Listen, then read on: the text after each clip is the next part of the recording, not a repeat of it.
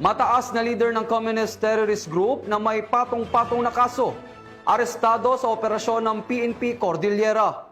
Patroluman Maria Ela Garcia, ibalita mo.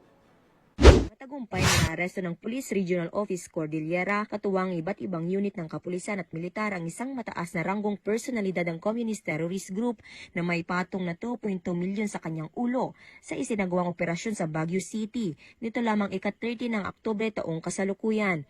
Batay sa ulat, ang naarestong individual ay 68 taong gulang at dating nagsilbing First Deputy Secretary at Head of Education ng Kilusang Larangang Guerrilla Baggas na nakalista sa Periodic Status Report on Threats Groups at kabilang sa DND-DILG Joint Order on Rewards kung saan nakasaad ang 2,200,000 pabuya para sa kanyang pagkakaaresto. Ang suspect ay may kinakaharap na 9 na bilang ng murder, 5 na bilang ng attempted murder at 1 bilang ng frustrated murder na puwang inihain ng iba't ibang regional trial courts sa Kalinga. Na ilan sa mga kasong ito ay walang inirekomendang piyansa dahil sa bigat ng mga akusasyon laban sa kanya.